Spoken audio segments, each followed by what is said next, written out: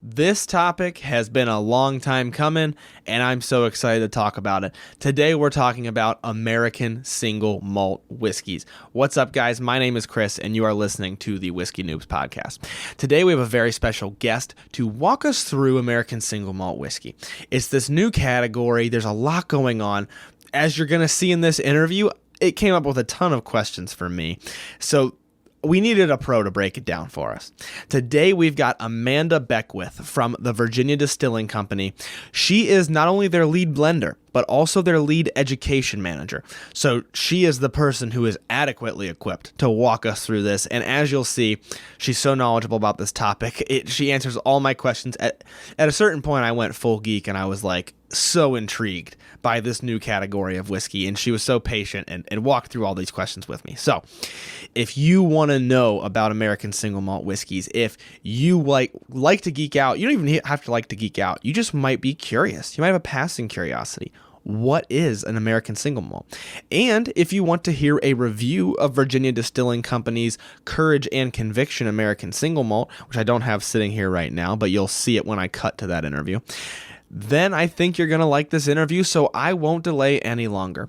Without further ado, please enjoy this conversation that I got to have with Amanda Beckwith from Virginia Distillery Company. I do want to say thank you for joining. For those listening, I do have Amanda Beckwith with me from Virginia Distilling Company. Thank you for coming on, Amanda. Oh, happy to be here.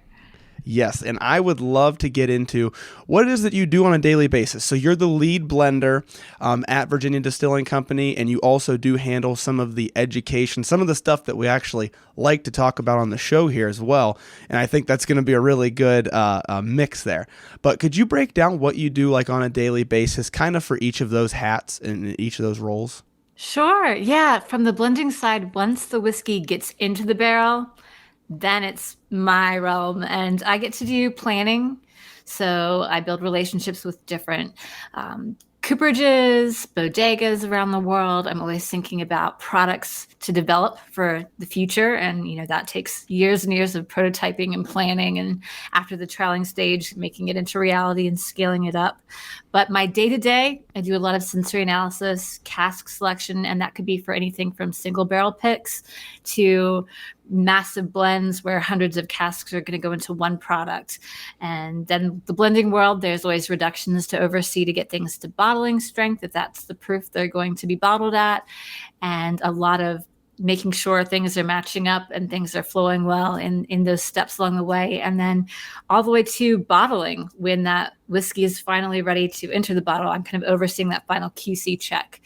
And then education-wise, we are in this new world of American Single Malt coming front and center. And so I handle education not only for our internal team, but for our distributor partners, for tasting agencies, for different events we do. I can go out into market and do classes or seminars all about the single malts around the world and American Single Malt in particular. So no 2 days look the same, and I love it. I wouldn't have it any other way. Wow, yeah, and especially I imagine no 2 days look the same right now with everything going on in American Single Malts and the whiskey world in the United States. It's very much an active time, I would say. Yes. Now, leading into your role at Virginia Distilling Company, a question that I love to ask everybody I have on the show: where did your love of whiskey begin, and how did that journey kind of take you to where you are now? I have to trace my love of whiskey back to travel. I always wanted to see the world. And even as a kid, I realized the best way to experience a place was through the culture and the food and the drink. And I fell in love with flavor and aroma, and the memories that I was creating were often tied to the things I was drinking.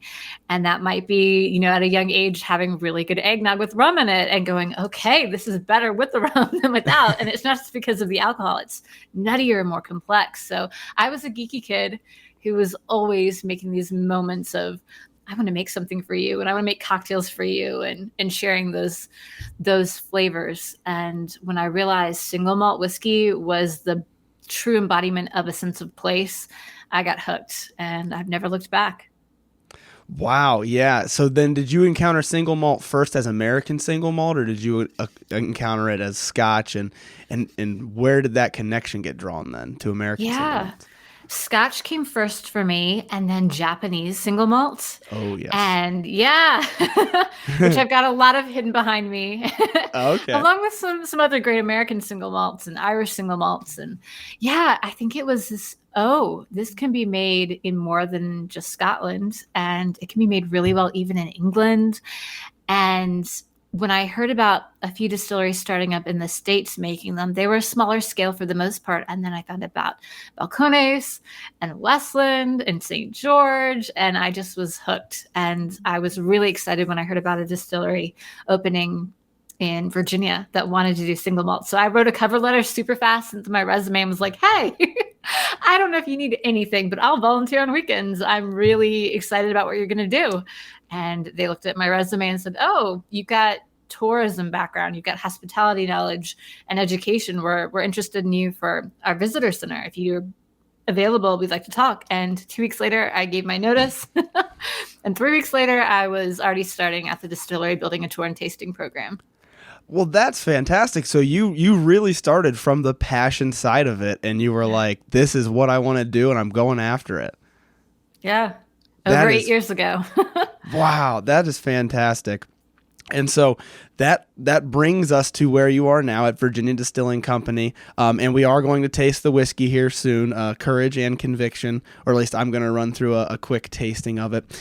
But before we do get to that, there's a lot of people listening who may not even realize really what American single malts are. Or maybe they're thinking you can make a single malt in America, and it's a very new category.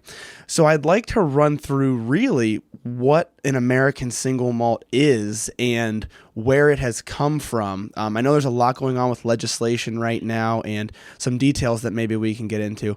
But I guess starting off with the most basic and probably the most complex answer for a question, what is an American single malt? Well, stripping it down to a single malt whiskey, single would refer to a single location. So it's something that really is going to convey the fact that it's distilled and aged at a single distillery in an American single malt in the United States. And we even bottle on site, so you're really getting that full story. And malts, barley. So the mash bill, 100% malted barley. We're founding members of the American Single Malt Commission. So we've been working together to really establish some core criteria. And so in addition to it being, distilled and matured at a single American distillery, we're also requiring it to be 100% malted barley, distilled to no greater than 160 proof, bottled at no less than 80 proof. The real question has been age. In Scotland, you have to age for 3 years and a day minimum. And for the United States, it's so much larger. There's so much more scope. So nothing I release is younger than 4. I've been picking 6 and older whiskey this whole year. But for some place like Balcones in Texas, they have a very hot, dry maturation environment. So it wouldn't make a lot of sense to wait 3+ years and have a bunch of empty barrels. So we're waiting to see what comes out of there. It'll be really interesting to see what's decided, because we are going through a phase where the comment period is closed. The TTB is reviewing all the things that we put out there now and saying, okay, this makes sense and this doesn't. And then that last criteria, aged in an oak vessel, no larger than 700 liters. And that would be a pretty big barrel to age in. You could do some fun blending things, but the largest barrels we age in are 500-liter sherry casks at Virginia Distillery Company way. Okay, yeah. Yeah. That's a good point about the climate there that I wanted to stop on, because I didn't even think about it until you said it. You're looking at Scotland, and for those who aren't good at geography, because I'm horrendous at it, it's significantly smaller than the United States, smaller than most states. The entire nation difference. Yeah, go ahead. Yeah. Scotland has 5 established regions of Scotch production, and the whole nation can fit inside Virginia with a lot of room to spare. And we're not the largest state here in Virginia by any stretch. So you can imagine, like, Colorado's doing one thing and Seattle's doing something else. And it's such a big realm of whiskey production. Exactly. And that climate is going to have a pretty drastic effect on how aging affects the whiskey, which, we talk about that when you talk about the regions of Scotland. We talk about that with Scotch, like, well, this is more coastal, this is more inland. And then you look at the U.S. and it's just completely a huge span, huge variety of climates that you could be aging in. So that's a really good point about why that with the legislation might be kind of a difficult thing to get everybody to agree on. For sure. Yeah. So I'm actually not super familiar with this, but as you mentioned, TTB is reviewing things right now. So as of right now, the American Single Malt tag, does it carry any regulation behind it, or is it more so people trying to meet what they believe it's going to be so that they can just kind of continue to be American Single Malts? More of the latter. There are certain things that still fall under basic law, and you can always tag in other things like bottle and bond, or if it doesn't have an age statement on the label, it's aged at least, more than 2 years. So you've got that little safety net in there. But no, for an American single malt, we don't have anything completely set in stone yet. And there hasn't been a significant change or addition to American whiskey law since the 60s. So this is a really big moment in American whiskey history. And we've been fighting really hard to get this recognition out there because we want to protect the people who love and drink the whiskey just as much as we want to protect ourselves and the quality of what we're making. Absolutely. And that's a good point too, that we haven't seen a change in so long. What would you say in your opinion is driving that? Like why is it that we're suddenly seeing this huge expanse into American single malt? I mean, that's a pretty big change considering the past 50 years in American whiskey. Yeah, in a sense, I think technology's finally cut up to where we can use barley in a really great way. And we kind of have beer to thank for that because in the 1700s, nearly 250,000 Scots-Irish came into the colonies and settled, a lot of them in the Blue Ridge Mountains. So they were the ones who were, bringing this tradition of whiskey making with them. And they were making malt whiskey typically in Scotland and Ireland. But the ground, the soil, and the growing conditions just weren't ideal for that single malt style.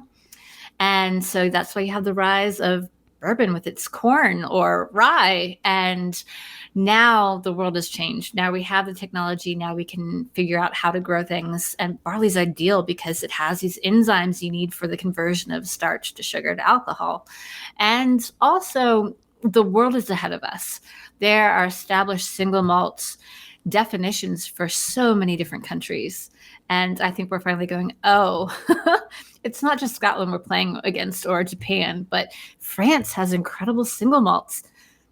Australia has incredible single malts. India, we're behind the times now and we have to catch up. Yeah, I think that's something that I do see sometimes. And in being in Ohio, we don't have the greatest selection of foreign whiskeys, but I do get asked about those different countries that you mentioned quite a bit. And I'm like, yeah, seems like everywhere else is doing it. I think you're right. So let's say that somebody listening, that they've had bourbon, they've had single malt scotch, they've had single malt maybe from Ireland, Japan. I know this is a super hard question to answer because I get asked it all the time about bourbon, but how would you say the flavor profiles, or at least the spectrum of flavors that we see, would compare to those different categories? Ooh, I love that question. One thing that's really exciting about the American single malt world is we are not requiring new oak as the aging component. And that wasn't always the case for bourbon and rye, but the Cooper's Guild lobbied the U.S. government after World War II. Nobody wanted to buy barrels. We've moved on to plastics and stainless steel and glass production. And so it became law.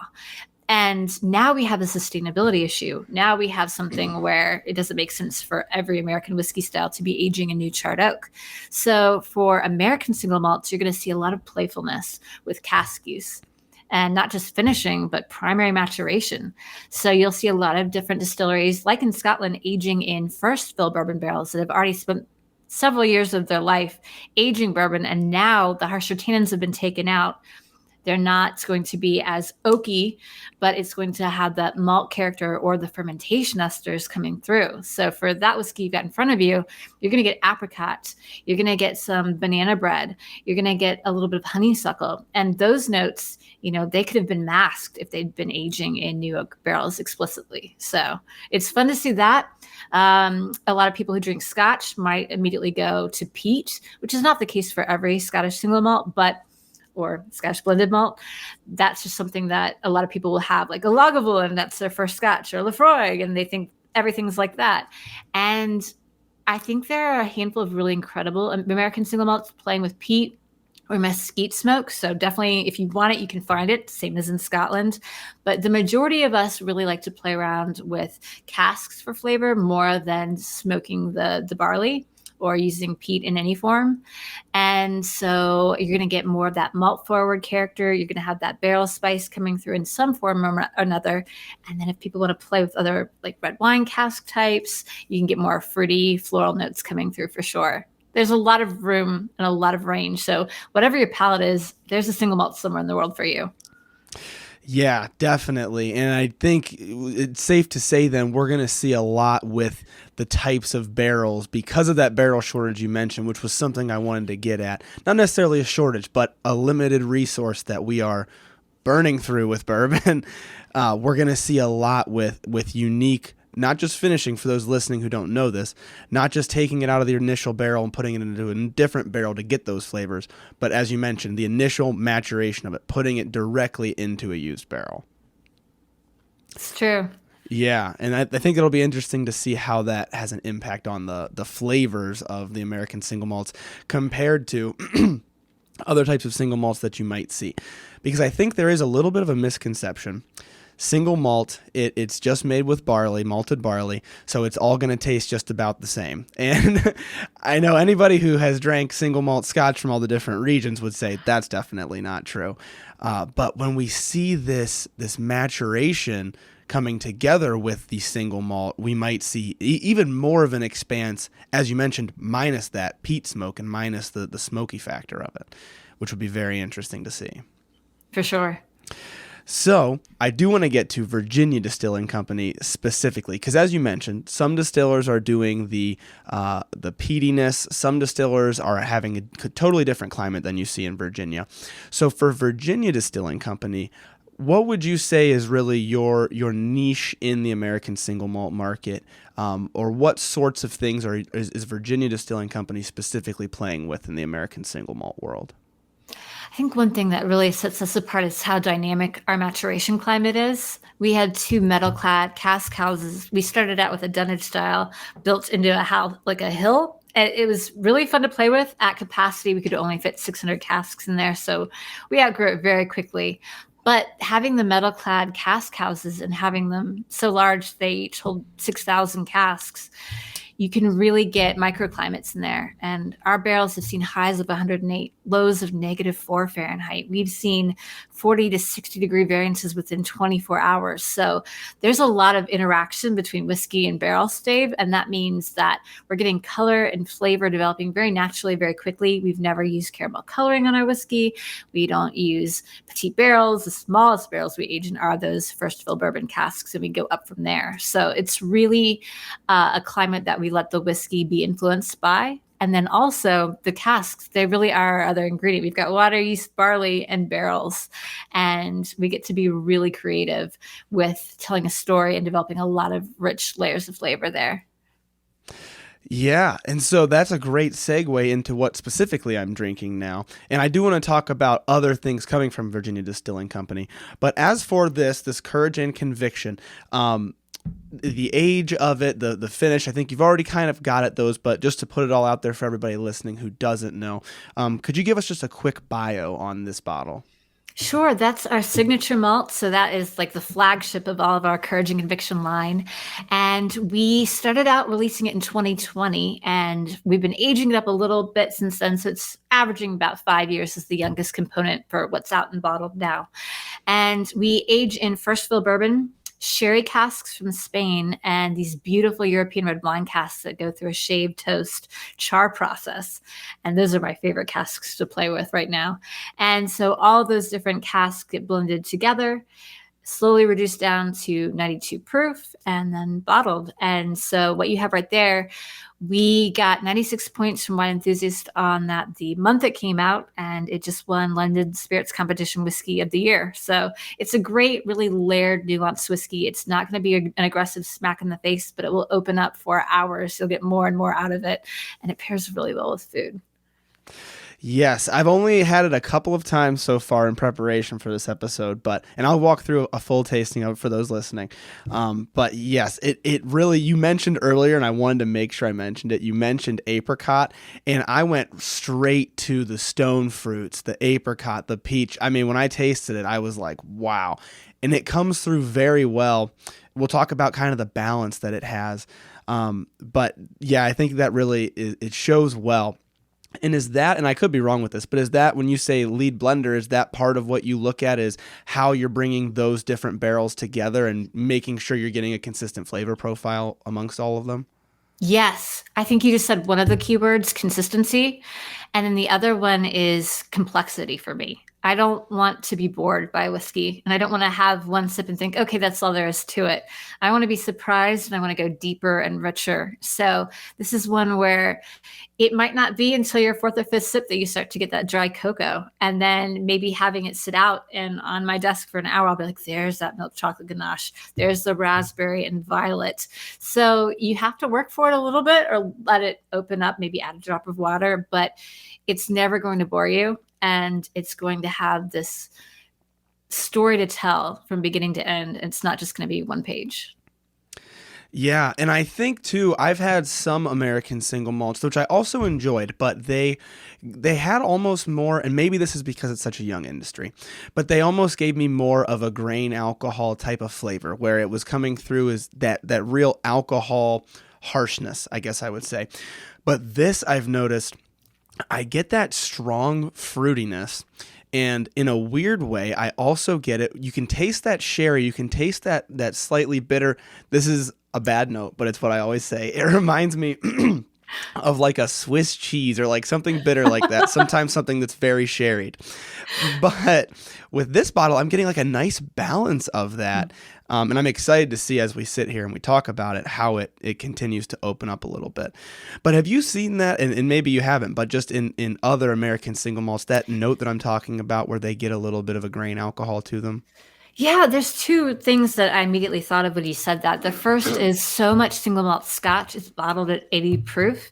And Americans, we tend to have a palate for something a little higher and more aggressive or alcohol forward. So you'll often see a higher ABV, which can contribute to that aggressiveness. But then a lot of those whiskeys could potentially be younger. They could be aging in new oak. So it could be a little bit more there. And, there are lots of things that you can kind of try to do to combat that grainy aggressiveness. Those might be really great for some cocktails, though, with that backbone right there. So, yeah. Yeah, that's a great point. I do. There are some that I've had that they have that, and they have like a different flavor going on, and so I have enjoyed them. But I was curious as to your insight on that, so I appreciate that. And putting in cocktails, that's also a very good point. I also want to touch on the proof that you mentioned. You're bringing up a lot of things. As I mentioned, this is new for me, and you're bringing up a lot that just gets my gears turning. Is that another thing in the United States you think we're going to see a lot of, is really cranking up the proof compared to what you most often see in Scotland and in Ireland? I do. I mean, about a third of what's hidden on the corners of my shelf are single casks, and those are often at cask strength. I think Americans really like to get their hands on those, and I do picks, and I want people to experience them the way that I am up in the cask house. So I will have them bottled at or very, very close to natural cask strength. I think another thing too is when you have something bottled at 80 proof, there's a big chance it might have been chill filtered. There is a chance, if it's a scotch, it might have had caramel coloring as well. And the caramel coloring is fine, whatever. But the chill filtering can strip away mouthfeel. It can strip away some of those fatty, long chain acids that I love. And I think even some of the flavor. And so with that higher proof, we're giving ourselves room to play. And if people do want to have their whiskey on the rocks, if they do want to add a couple drops of water, I know that the whiskey I'm making will stand up really well to that. It's at that proof where it's still going to give you room to play. And it's really disappointing to me to get served whiskey on the rocks when I didn't ask for it, and to see it like become really flabby and lackluster. And yeah, I don't want that happening to anybody when it comes to my whiskey. Yeah, and you bring up the chill filtering, which I don't know if we've mentioned on this show before. But how does that relate to proof specifically? Because I know you got at it there for a minute, but for those who don't know at home. Yeah, so there are long chain fatty acids that can fall out of solution in certain types of whiskey. Usually, when it's lower proof, it's more likely to happen, and it can look like a little rope or something in a bottle. And like, there's nothing wrong with that. You can shake it up. You're good to go. But there is a magic point, a magic proof point. And if you go below that, especially as low as 80%, then that's really going to cause that to happen. And so by doing a chill filtration, you're removing that, but the oily congeners are beautiful. And the reason people think something has to look crystal clear is probably because they were drinking a lot of vodka in the 80s and 90s, and they're used to something really pristine and clear looking. But for people who know, I mean, the wine drinkers, we call them flavor crystals. And some of us whiskey drinkers call it that too. So we don't have a problem with it. And it's interesting to see the trends come and go. And chill filtration has really got its claws in for a while. Yeah, and I think we are starting to see that, though, as you mentioned. We're starting to see non-chill filtering becoming very advertised, very much on the labels. And what can you expect different in the sipping experience then when you don't have that chill filtering? The mouthfeel, first off, can be richer. It can be more oily and decadent. And yeah, you're going to have more, even coating your palate all the way through to the flavor profile. There's just a depth that can be lacking when you've stripped out some of those things. So it's subtle, but when you know, you know. Yeah. So that thing that we might call like the roundness or the body of it really starts to pull away when you have it chill filtered then. Often. Yeah. And I also want to mention the tannic note of it if we were using new oak that hadn't been used before. And this is just a point of curiosity. You don't have to have any scientific backing for this, but you might. Do you think, in your opinion, using the brand new barrels for bourbon versus using them for a single malt whiskey, would we see more tannin with the single malt? Would it overpower the barley a bit more? Or what do you think you see in that regard?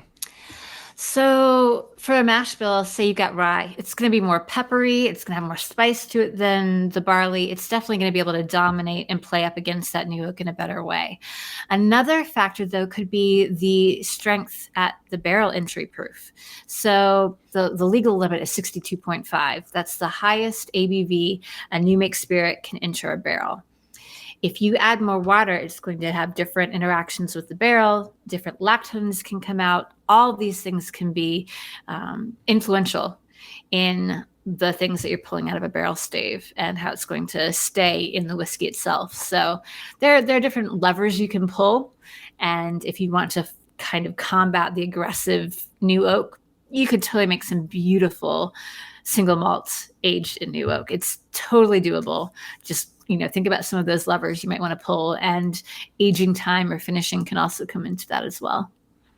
Okay, that makes sense. Yeah, that was just a personal question that I had because I thought when you said that, I thought that's a very good point because, they always mention the corn allows some of the sweetness to come through. And then as you mentioned, the rye really stands up against that tannin a little bit. So I was a little curious as to your input on that. So now I've begun tasting this Courage and Conviction. And I want to run through the kind of the nose, the palate, and the finish. And of course, I will let you take over because I think you'll know more about it than I could ever mention in the next 10 minutes of tasting it. But walk me through the nose, palate, and finish of this and what people can expect at home when they're trying it. Sure. So we've already mentioned that cling fruit, which I love. And that is something when I'm in the distillery walking through our fermentation tanks, I get that right there. We use two different strains of yeast. So we really do focus on developing those beautiful tropical esters. So maybe you'll get a little bit of pineapple in there too. I definitely get some baked apple. There's a butterscotch note that comes through. And then on the palate, that butterscotch becomes a little bit more of a caramel, brown sugar, maple. And that melds into the citrus blood orange note that I really love. And then there's that pecan walnut note. And I love that savory ginger spice starts to kick in right there. And yeah, there's a layer of red fruit. It's definitely going to give you more of that cocoa over time, almost like a mocha. And yeah, it's something that if I was going to pair it with food, charcuterie, any sort of like shrimp and grits, something where it's not going to be one note, but it's going to really play and give you that long finish for a long time. Wow. I know confirmation bias is a thing, but as you walked through that, I'm like, I see it. And I will say, I tasted this before the podcast to eliminate some bias. And I totally agree. It plays at the like the candied fruit, the fruitiness and the caramelization of those sugars. The little bit of spice that keeps it interesting, and like this round, welcoming fruitiness that I really enjoy. Tropical is a great descriptor, I think, as well. Especially on that nose, you see a little bit more of that. For those listening, wondering, maybe you didn't buy it yet, maybe you're wondering what you can expect. I think you hit the nail right on the head with the interplay between the fruitiness and then those more caramel bakery type of notes that you get. And I think, is it safe to say that some of that bakery type note comes from the barrel or from the bourbon casks? Or would you say, where are we seeing these different things come from? Yeah, I definitely have talked about puff pastries before with a couple of the cask picks. I think there is a little bit of that strudel note that I kind of tie into the fruit from fermentation, but a lot of it, the sherry casks, they really bring a lot of those pastry notes into play, which I adore, and the nuttiness too. Like we use a bit of Oloroso sherry, and man, there's like a hazelnut note that comes through in a really cool way that I adore. We use Fino and we use PX sherry as well. So you get a lot of different styles coming in to give that little bit of complexity there, which, I mean, when you have all those sweet fruity notes, you could go in one direction, but because of, the whiskey itself, you've got that richer, deeper barrel spice, long ginger finish. So it can balance everything out really well.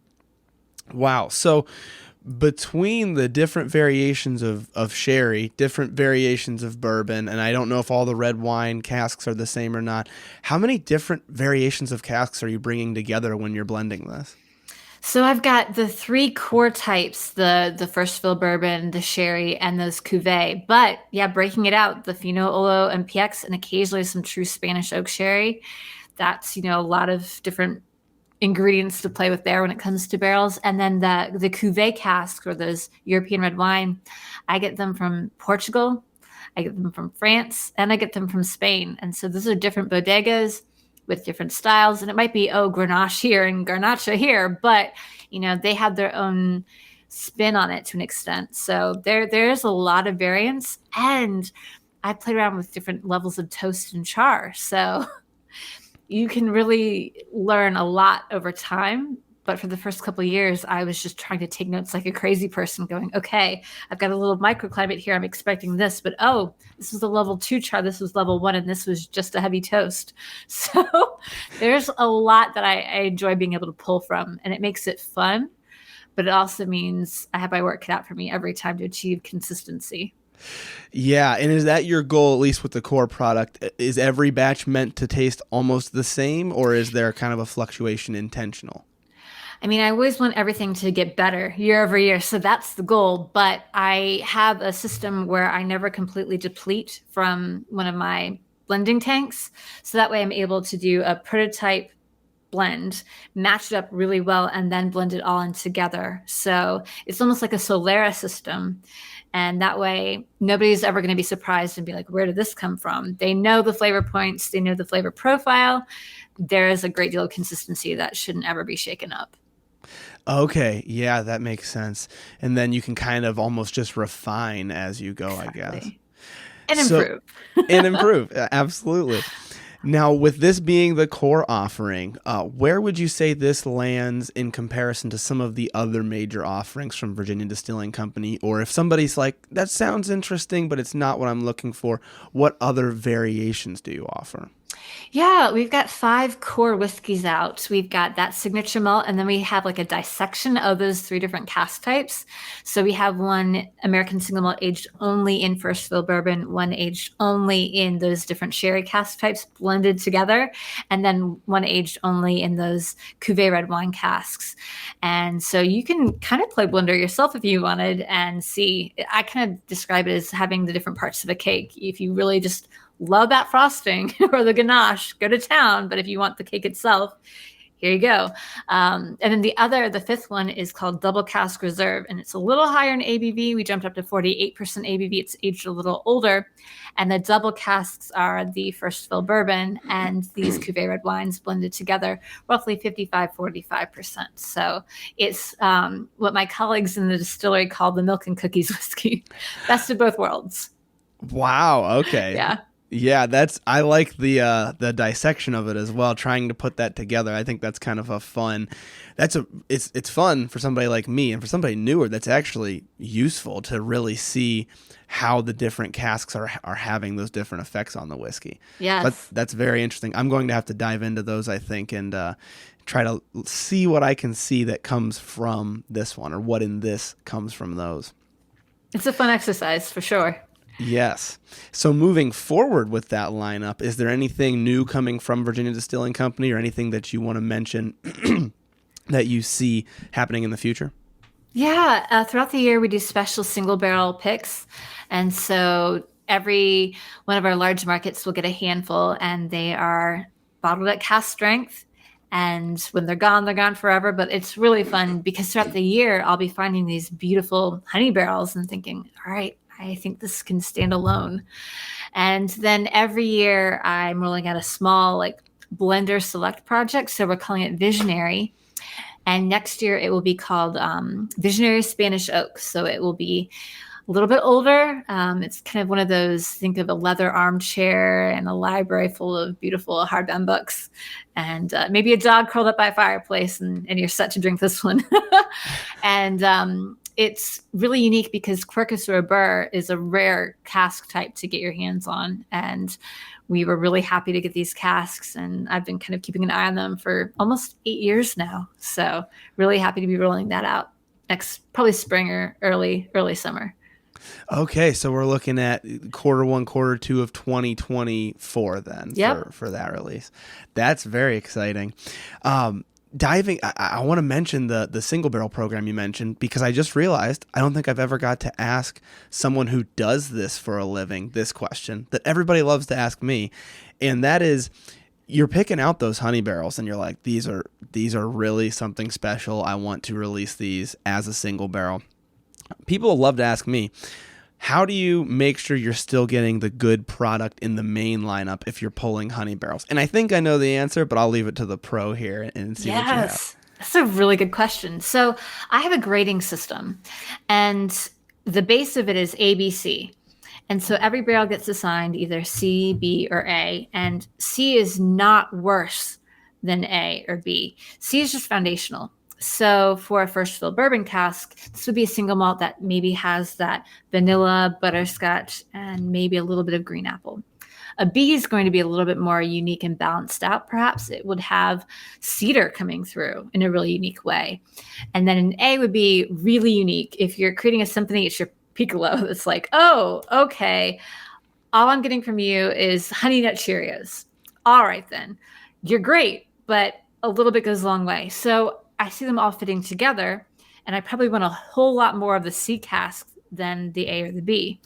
So there's this idea of what comes together well and what builds to be best as part of the blend. So I never see one barrel and think, oh, this is better than all the others. Instead, I think this is where you belong. And so I'm looking and saying, okay, this is going to fit here. It's like building a puzzle.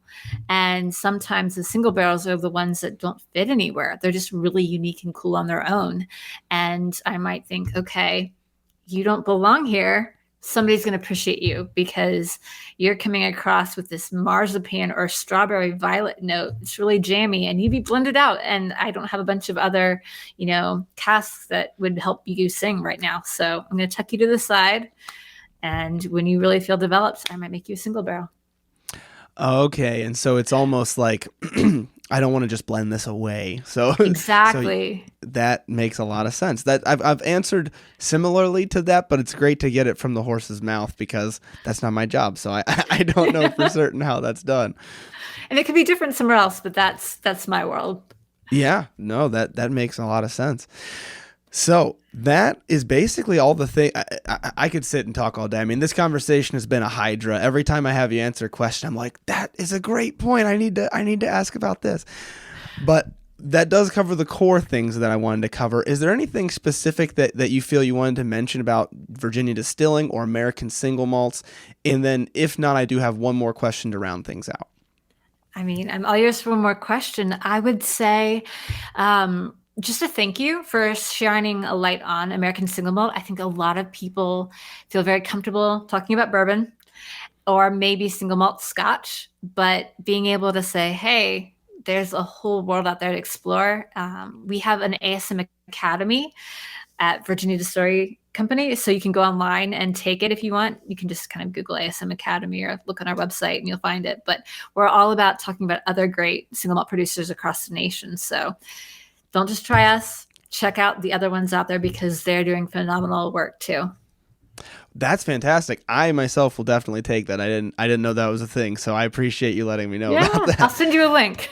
Yes, absolutely do that. And so speaking of the ASM Academy, speaking of the other distillers out there, if you had to just give one more short summary about where you see American Single Malts going over the next few years, the things that are really exciting you about this industry, what would you say? I would say the idea of creativity and flavor development is really exciting right now. And I think people are more and more engaged with knowing where something comes from and how it's made. And single malt is such a great story to tell because not only are you experiencing a single grain, you're experiencing the growth of it from the very beginning. And so I would say if you can, go out and start visiting single malt distilleries and engaging. These are some of the friendliest, most passionate people you'll ever meet. And they would love to talk to you and showcase what they're working on and the creativity behind the flavors they're creating, whether it's different yeast styles or different still shapes or, of course, different barrels. Yeah, I think that's a great call to action there for everybody at home is find the one nearest you and go check it out because we're going into uncharted territory and it's an exciting time for that. It's a very exciting time to experience that. Well, Amanda, you have been a wealth of knowledge. I can't thank you enough. You're welcome back anytime, and I'm sure as I gather more questions and as we see more happening in this industry, I'd love to have you back on and to discuss it a little bit more. Maybe when that release comes out next year, we can talk about that and how it's changing things up a little bit as well. But thank you very much for coming on, and please enjoy the rest of your night. Oh, you too. Cheers. Cheers. Thank you guys for listening to another episode of Whiskey Noobs. If you need more Whiskey Noobs content in your life, make sure you check out our Patreon page in the show notes. And if you like the show, please make sure to leave a 5-star rating or review. It only takes a couple of minutes and they're way more helpful than people realize. If you want to do tastings alongside the show, make sure you join the email list by sending an email to whiskeynoobspodcast@gmail.com with a subject line that says email list. You'll receive monthly emails with a list of the whiskeys that will be featured throughout the month so that you can buy them ahead of time. You can also find more Whiskey Noobs content on Instagram at @whiskey_noobs and on TikTok at Whiskey Noobs Podcast. Once again, thank you guys for listening. The Whiskey Noobs Podcast does not support underage or otherwise irresponsible consumption of alcohol.